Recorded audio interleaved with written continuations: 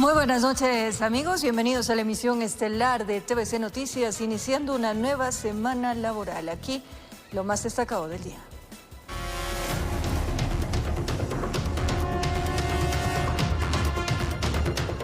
Una joven de 18 años secuestrada en la ciudad de Santo Domingo fue liberada por agentes de la policía en el cantón Pedernales. En poder de los 3 detenidos encontraron un arma de fuego que fue utilizada en un atentado bajo la modalidad de sicariato. La denuncia de secuestro fue hecha por el hermano de la joven estudiante de 18 años de edad, con quien los plagiadores se contactaron para exigirle $4,000 a cambio de la liberación. El caso pasó a manos de agentes de la UNACE, quienes luego de realizar una trazabilidad determinaron que los responsables se encontraban en el barrio Brisas del Pacífico, en el sector de Pedernales. Dicha ciudadana, con fines de intimidación, desde donde antisociales proceden a mandar mensajes y videos con el fin a sus familiares con el fin de conseguir una cantidad económica por parte de su rescate. En una incursión policial con colaboración de grupos tácticos y el eje preventivo, allanaron varios inmuebles donde ubicaron a 3 de los sospechosos del delito de secuestro. La víctima lo reconoció plenamente. La joven estudiante fue encontrada sana y salva y volvió con su familia. Se desconoce si los secuestradores recibieron algún pago. De igual manera, indicios de evidencias que corresponden a las herramientas utilizadas para enviar a sus familiares, como es un bat de béisbol y una silla. El arma decomisada en el operativo está ligada a un hecho de sicariato registrado antes del secuestro en los exteriores de una licorería en Pedernales. En el ataque criminal murió de contado una persona de sexo masculino, mientras otro hombre y una mujer resultaron gravemente heridos. La de sexo femenino, que falleció en una casa de salud, sería una víctima colateral. Por medio de una arma de fuego que fue encontrada en esta escena, poder de estos antisociales. También es importante dar a conocer que uno de estos sujetos del hoy aprendido corresponde a ser el líder de una de las bandas que atemorizaba en este sector de Montes Gatos Secos. Los 3 detenidos serán claves en el proceso investigativo, informó Iván Casamen. En el sur de Quito fueron detenidos varios integrantes de una banda dedicada al robo de unidades económicas, mientras en el norte de la ciudad fue liberado un extranjero que estaba en calidad de secuestrado.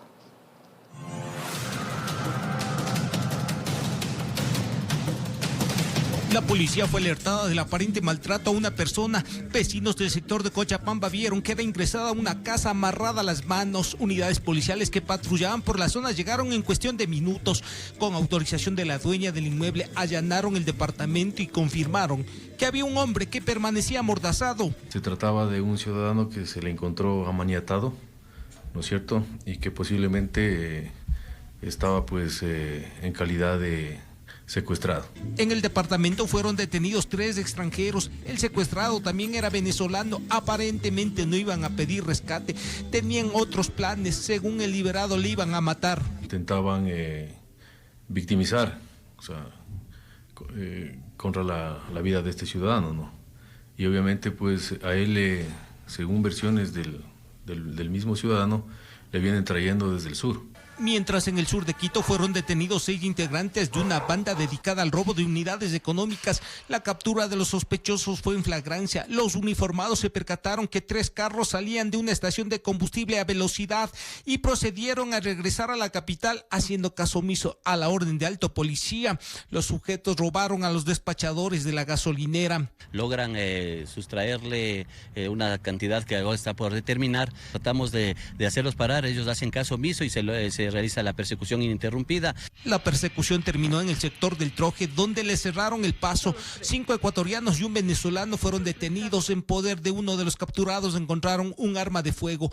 Los nacionales cuentan con antecedentes. Estamos trabajando con las unidades especiales, en este caso inteligencia e investigaciones, para tratar de ver en qué otros casos estos individuos están inmiscuidos. Además, 3 vehículos fueron retenidos para investigaciones. En Quito informó Iván Casamen. El presidente Daniel Noboa difundió un comunicado en el que justificó la orden de allanar la sede diplomática para la detención del ex vicepresidente Jorge Glass. Los detalles en breve aquí en TVC Noticias, emisión estelar.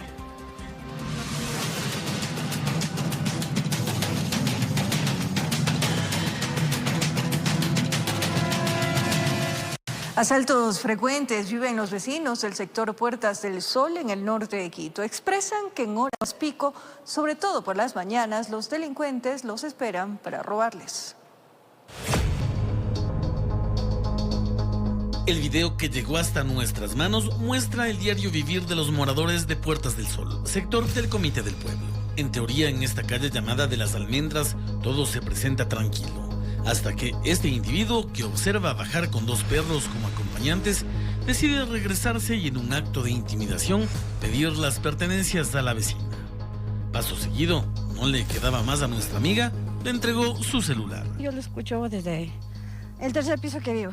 Gritan, piden ayuda, pero cuando ya salen los vecinos ya es tarde, ya se han ido. Les roban los celulares, los laptops, casi todo, o sea, no les dejan nada. Según los moradores, especialmente en horas de la mañana, muy temprano, cuando la gente sale a trabajar, los pillos también están prestos para hacer de las suyas. Todos los días son los robos, señor. Toditos los días, 6:30 de la mañana o en la tarde, que la gente sale de los trabajos o sale a trabajar. Es de mañana los robos, toda la vía principal. Usted ve que son 2 motos, antes era una, ahora son 2 motos. Espera a la gente de esta zona que la policía haga su trabajo y les brinde seguridad, pues dicen que por el sector parece tierra de nadie. Informó Javier Rosero. En San Carlos, al norte de Quito, un vehículo fue desvalijado mientras se encontraba estacionado. Los zampones cometieron el ilícito en menos de 2 minutos y a plena luz del día. El perjuicio económico es superior a los $3.000.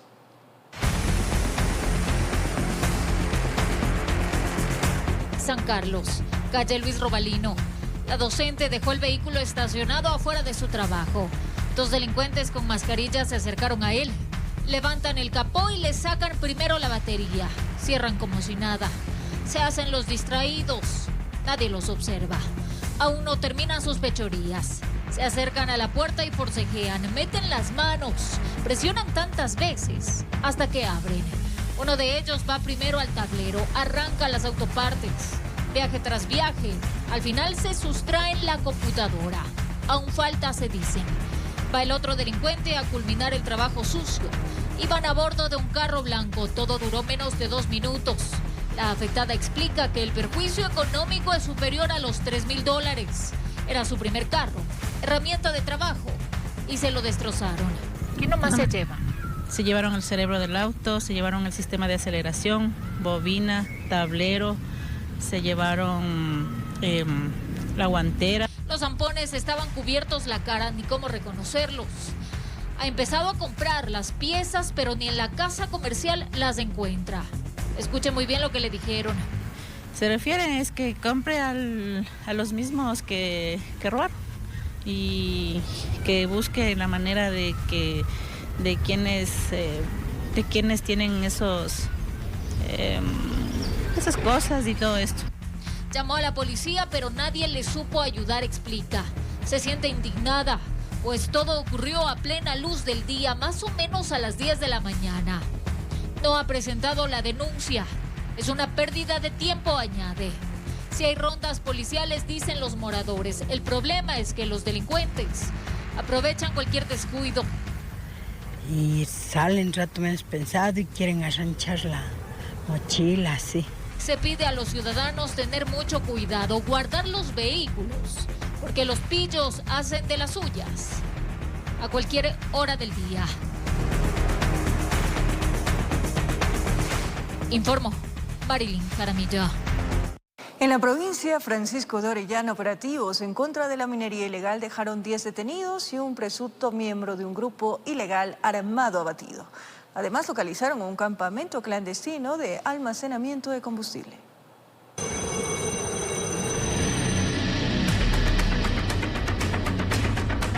Patrullas militares fueron parte del mega operativo en apoyo a otras instituciones del Estado para frenar la minería ilegal en varios puntos de la parroquia San José de Guayusa del cantón Orellana.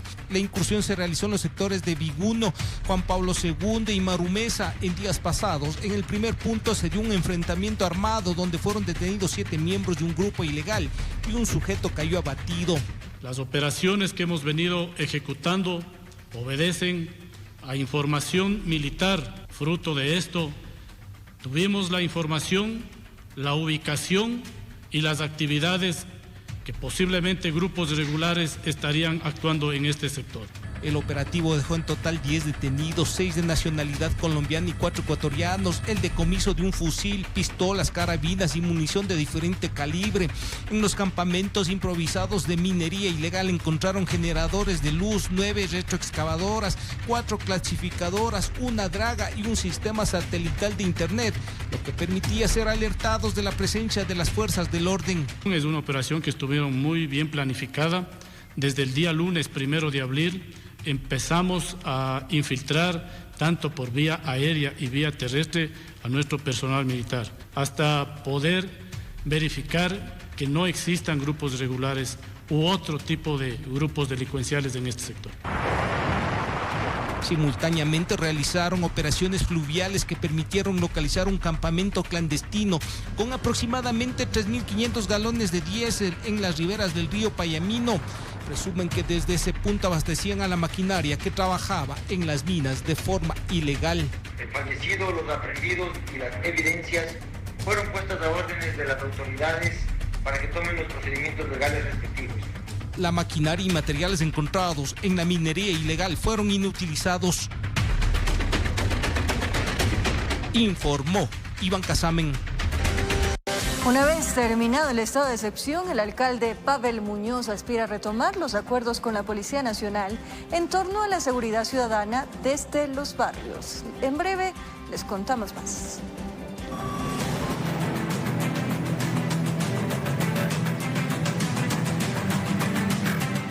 Un operativo antinarcóticos permitió la incautación de 2 toneladas de clorhidrato de cocaína escondidos bajo tierra en una finca en la zona rural de Manta. No hay personas detenidas.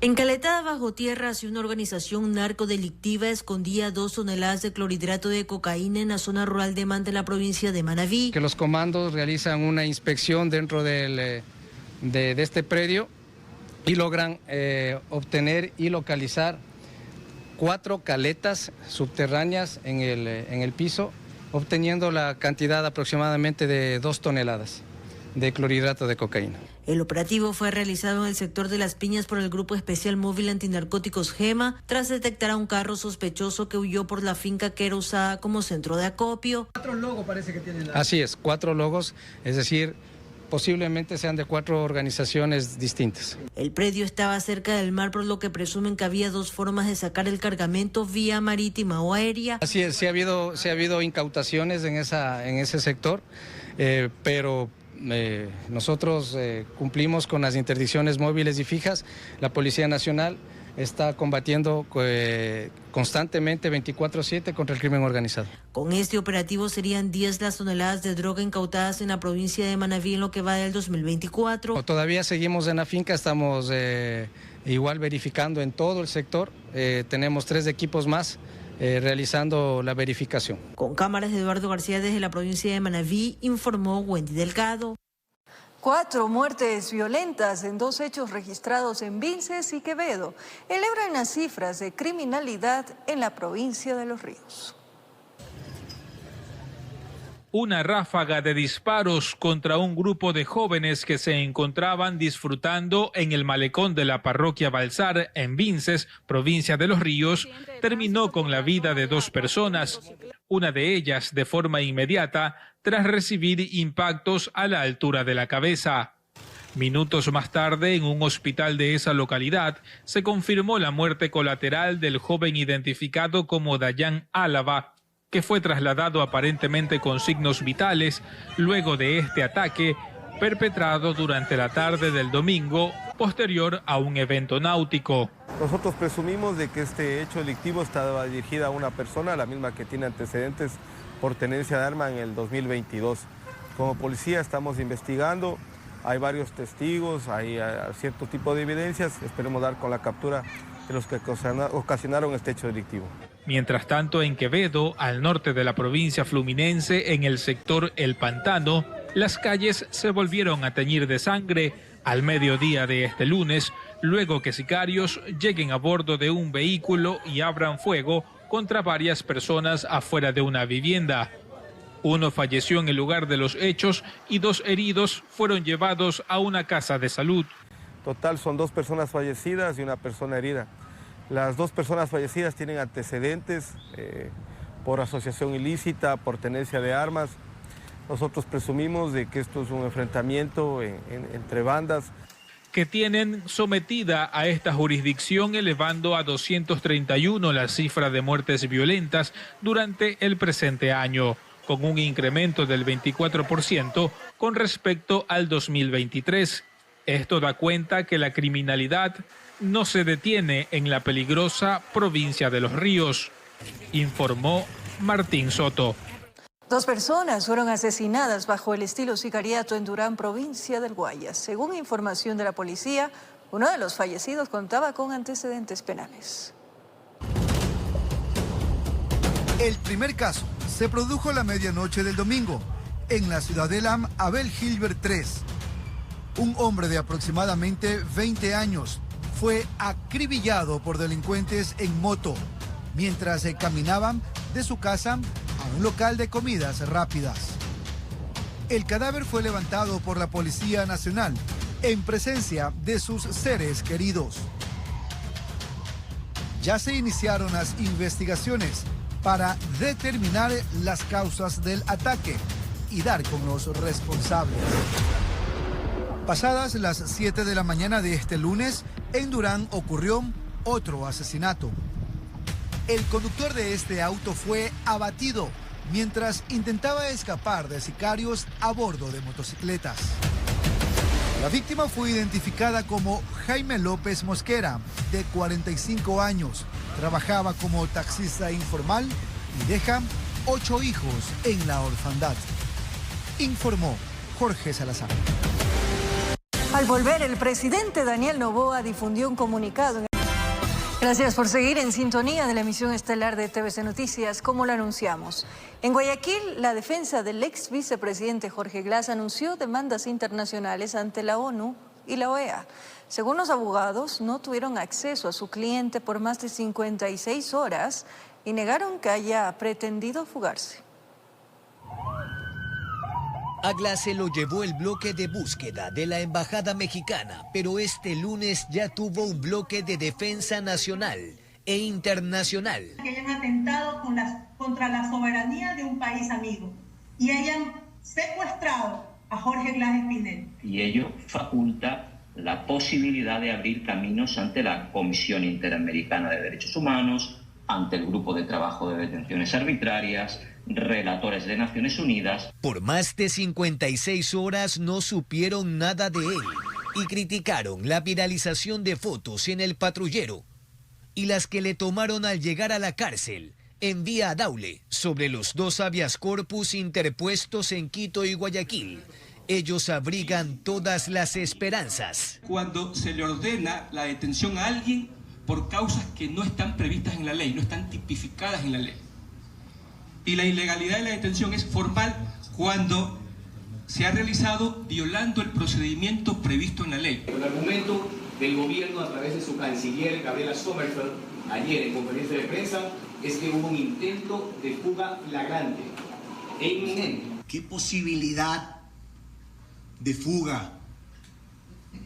Por favor, no insulten nuestra inteligencia. Fue rodeado permanentemente por agentes del orden.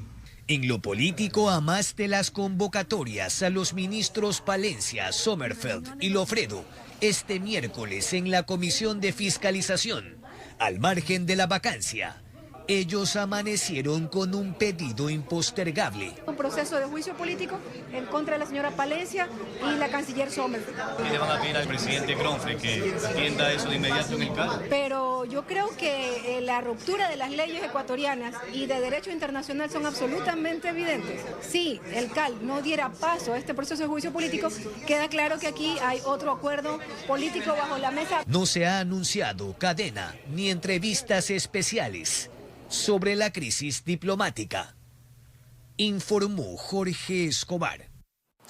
El ex vicepresidente Jorge Glass fue hospitalizado este lunes al sufrir una descomposición en su salud dentro de la cárcel La Roca, donde fue trasladado este fin de semana. El SNAI asegura que su cuadro clínico es estable. Glass se encuentra en el Hospital Naval al sur de Guayaquil.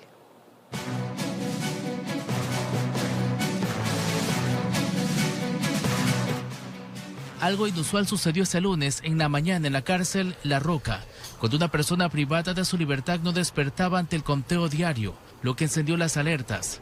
Era el ex vicepresidente Jorge Glass quien, según un parte preliminar de la policía, no respondía a los estímulos y le diagnosticaron un coma profundo inducido por una supuesta ingesta de medicamentos ansiolíticos, antidepresivos y sedantes, presuntamente autorizados y que ingresaron al reclusorio durante su traslado. Mientras que el SNAI en un comunicado indicó que se determinó que la persona privada de la libertad Jorge Glass sufrió una posible descompensación por su negativa a consumir alimentos provistos por este servicio de Estado durante las últimas 24 horas y que trasladaron a la persona privada de la libertad hasta el Hospital Naval de Guayaquil, aunque en el Hospital Militar en la Ciudadela Tarazana hubo un amplio despliegue policial y de las Fuerzas Armadas, y aquí superiores trataban de organizar la custodia de una ambulancia. En esa llevaban al ex segundo mandatario hasta otro sanatorio.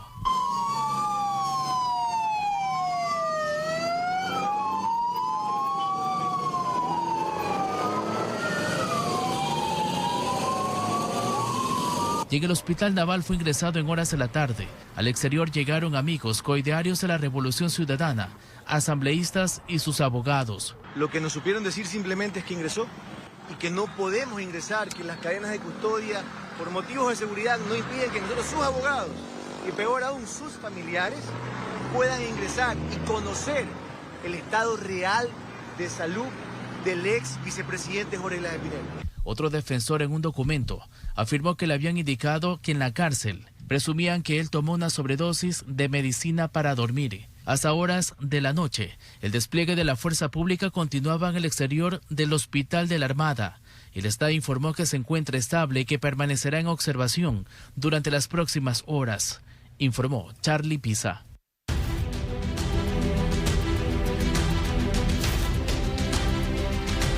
El presidente Daniel Noboa difundió un comunicado en el que justificó la orden de allanar la sede diplomática para la detención del ex vicepresidente Jorge Glass. La justicia no se negocia, destacó el mandatario. Proteger la seguridad nacional y evitar que delincuentes sentenciados fuguen del país, como ya ha ocurrido antes, fueron los argumentos presentados por el presidente Daniel Noboa en un comunicado emitido este 8 de abril dirigido al Ecuador y a la comunidad internacional. En el documento, el mandatario, sin señalar nombres, mencionó que políticos caducos estarían incurriendo en una traición a la patria al solicitar que México declare la guerra al Ecuador y la comunidad internacional sancione económicamente al país, anteponiendo claramente sus intereses y proyectos políticos. El analista Ramiro Rivera coincide con el mandatario en afirmar que este tipo de declaraciones exacerban las tensiones entre México y Ecuador, países que históricamente han disfrutado de una relación bilateral respetuosa. Es inconcebible que alguien con un mínimo de equilibrio mental y de sentido de sensatez se ponga a vociferar para pedir que castiguen a su país. Aquí sí cabe decir, prohibido olvidar un acto de tan alta traición a su pueblo. El presidente Noboa citó los articulados de los acuerdos de Caracas, de la Convención de Montevideo y de la Convención de Viena para justificar la detención del ex vicepresidente Jorge Glass. Esta normativa fue evadida por el gobierno mexicano, destaca Rivera. Violando el convenio de asilo político aprobado en 1954 en Caracas, califica como perseguido político a un delincuente procesado, juzgado y sentenciado. Este incidente pone de relieve la delicada naturaleza de la diplomacia en América Latina, donde las palabras de figuras políticas pueden tener un impacto significativo en las relaciones internacionales. Informó Miguel Ángel Bedoya.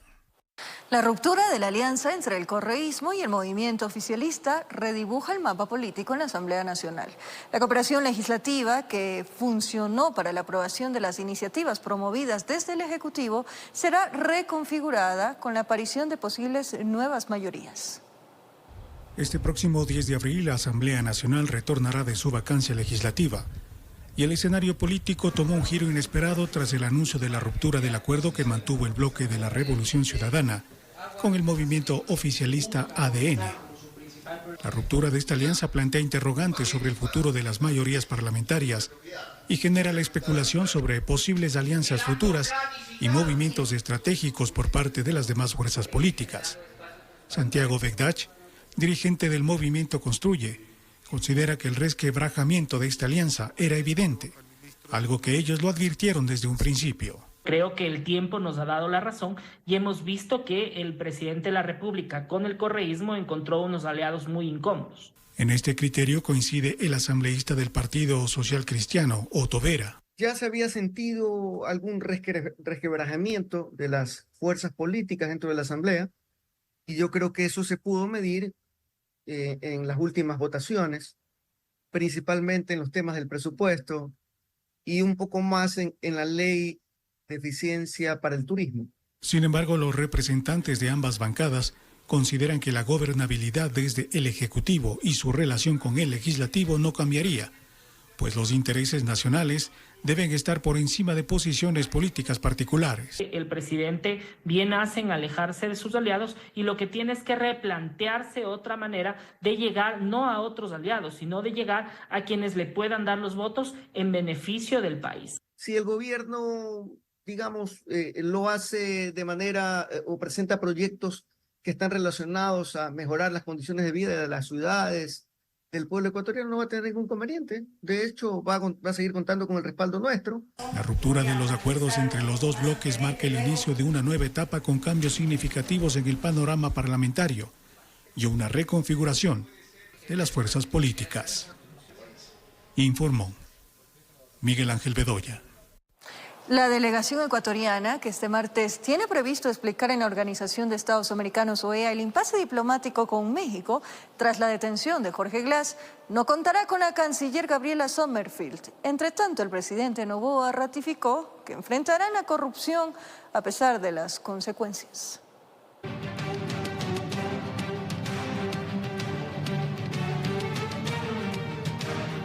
Sin duda la atención se centra en la reunión que mantendrá este martes por pedido del Ecuador el Consejo Permanente de la Organización de Estados Americanos, OEA. Esto mientras el presidente Daniel Noboa ratifica que en su mandato la corrupción no tendrá cabida, sin hacer referencia específicamente a la detención de Jorge Glass. El gobierno también tiene una utopía que debe ser una realidad y es un Ecuador sin impunidad.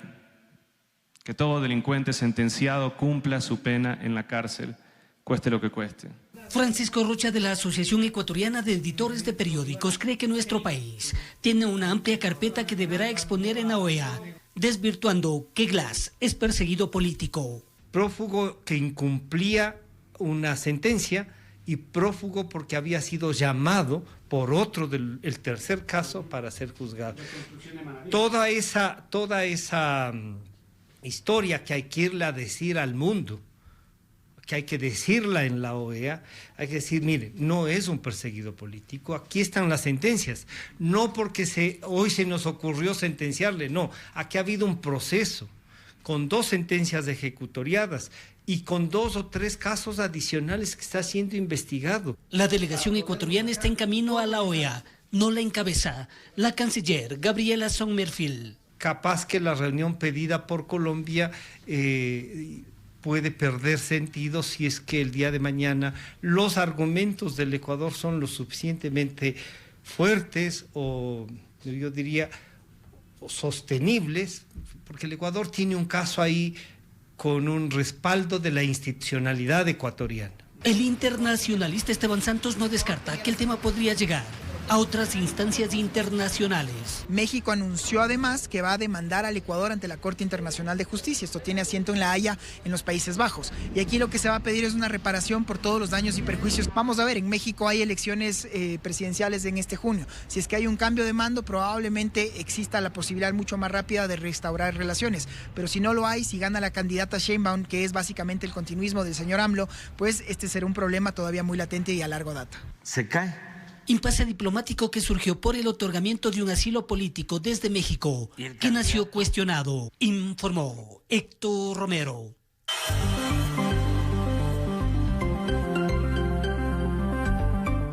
Una vez terminado el estado de excepción, el alcalde Pavel Muñoz aspira a retomar los acuerdos con la Policía Nacional en torno a la seguridad ciudadana de los barrios, para lo cual el municipio de Quito ha dotado no solo con patrulleros y motocicletas, sino con la rehabilitación de las unidades de policía comunitaria.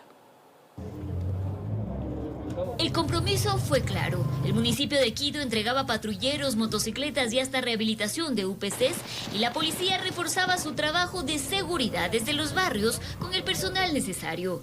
Este acuerdo se vio algo limitado con el estado de excepción debido a las funciones a las que debía enfocarse la entidad.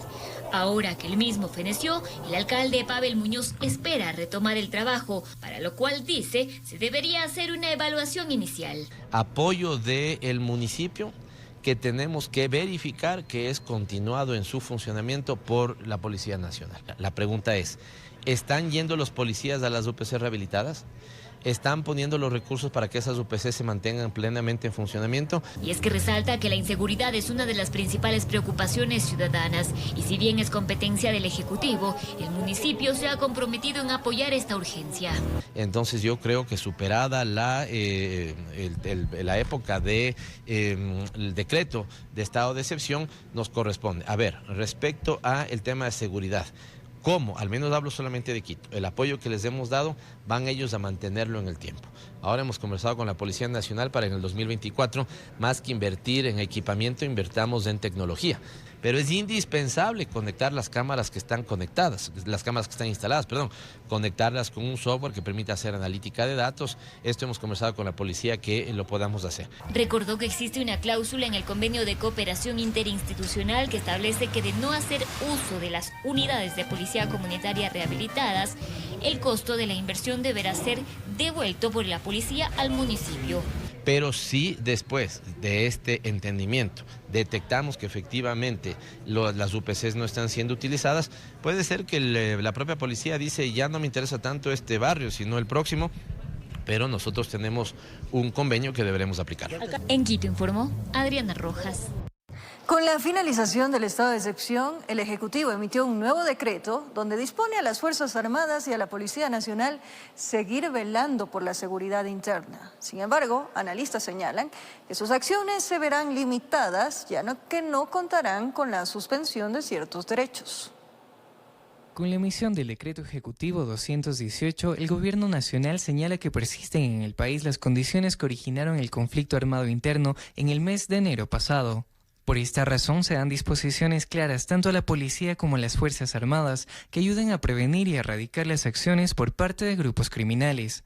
Para Wagner Bravo, analista de seguridad, la emisión de este decreto era necesaria, ya que problemas como el narcotráfico o la delincuencia organizada aún están lejos de ser erradicados.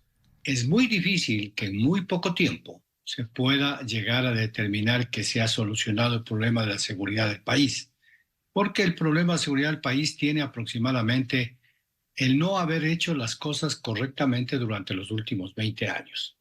Sin embargo, pese al presente decreto, se señala que las acciones de la policía y las Fuerzas Armadas se verán limitadas de cierta manera, ya que no se cuenta con un estado de excepción que suspenda ciertos derechos como la inviolabilidad de domicilio. Este decreto, el 218, ya no permite que se conculquen esos derechos. Por lo tanto, el trabajo de Fuerzas Armadas va a ser un poco más difícil. Para hacer un allanamiento, luego de tener la inteligencia correspondiente y poder capturar o neutralizar a los grupos organizados o terroristas, ¿cierto? Necesitamos la orden de un juez. El decreto ejecutivo también reafirma a los centros penitenciarios como zonas de seguridad. Fuerzas Armadas y Policía Nacional estarán a cargo de la seguridad intramuros y extramuros. Parece que está faltando un anexo B. Posiblemente el anexo B nos va a decir cuáles son los permisos y las restricciones que tienen esas zonas de seguridad. El presidente Noboa había manifestado que no se puede librar una guerra sin recursos, por lo que en caso del presente decreto se establece la creación de un presupuesto plurianual destinado a la seguridad interna. Yo creo que no se tenían los recursos el 8 de enero, pero ahora que ya se ha previsto y posiblemente se ha calculado cuál va a ser el aporte del incremento del IVA, se van a tener los recursos para hacer un plan. Bravo señala que para que el golpe a la delincuencia y el crimen organizado se mantenga con resultados positivos, es necesaria la implementación de un plan de seguridad integral que incluye un presupuesto y un plan de inversión en inteligencia y contrainteligencia. Informó Edwin Benalcázar.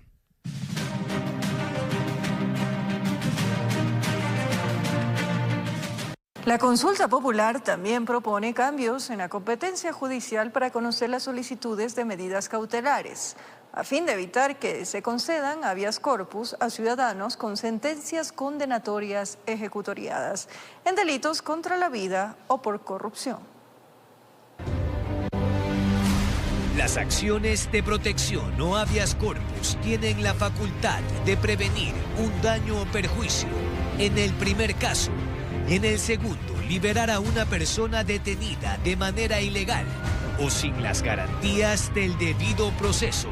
Los ejemplares no han sido de menor cuño. De mecanismos constitucionales para favorecer intereses políticos, personales y económicos que finalmente han calado en la función pública, en ciertos personajes que están cumpliendo penas privativas de libertad, entre otros. La pregunta C señala: ¿está usted de acuerdo con el establecimiento de judicaturas especializadas en materia constitucional, tanto en primera como en segunda instancia, para el conocimiento de las garantías jurisdiccionales, enmendando la Constitución y reformando la ley orgánica?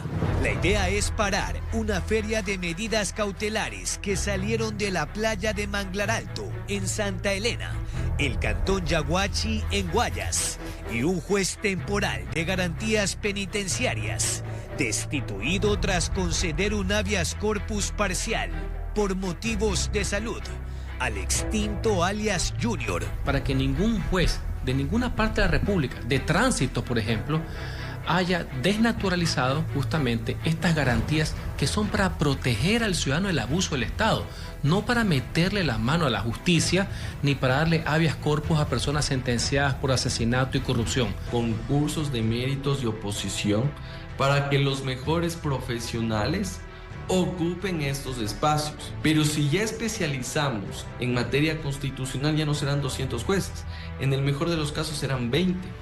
Y eso puede de alguna forma dar pie para ver la manera de poder direccionar los procesos. El exministro, sin embargo, apostilla que pese a los lineamientos de la Corte Constitucional, para que los habeas corpus sean abocados por un juez de la misma jurisdicción donde permanece el aprehendido. Y que tampoco proceda aquello de los terceros accionantes a favor de los que están en la cárcel, ¿no? Pues que se beneficien terceros que no tienen nada que ver de personas que están sentenciadas por corrupción, por asesinato. Esto es interpartes. Sería a través de una reforma a la Ley de Garantías Jurisdiccionales y Control Constitucional. De esa manera evitamos el bypasseo en razón de la competencia, el bypasseo de las garantías jurisdiccionales en razón de la legitimación activa. Especializar a los operadores del sistema, afirman, lejos de la tranza y la mercantilización judicial, que ya hizo metástasis y está en permanente purga. De regreso para contarles, un conductor de un bus de pasajeros en estado de embriaguez ocasionó un accidente de tránsito que dejó 4 heridos al sur de Quito. El chofer no podía mantener el equilibrio tras bajarse de la unidad.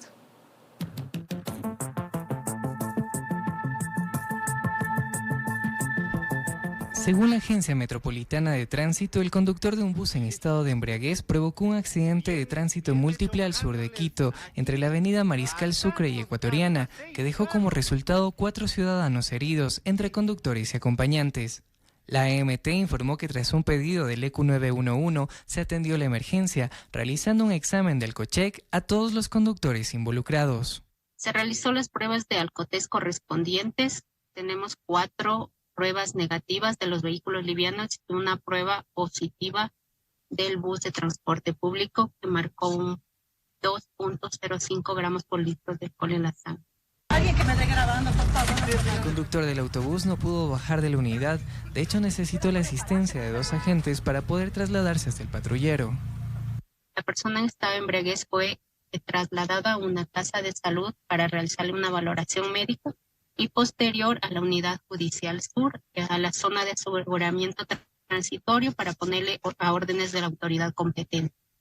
La sanción para el chofer del bus son 90 días de prisión por manejar en estado etílico y 30 puntos menos en su licencia de conducir, esto de acuerdo al Código Orgánico Integral Penal. Además, la MT emitirá un informe previo dirigido a la Secretaría de Movilidad para que se analice el caso y la posibilidad de tomar sanciones administrativas.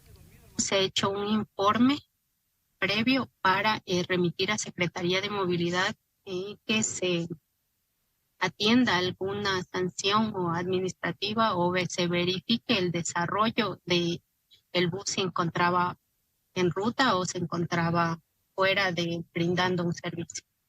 La Agencia Metropolitana de Tránsito indicó en relación al caso que sí ejecuta operativos preventivos en distintos puntos de la ciudad y que han dado resultados positivos al detener a varios conductores en estado de embriaguez.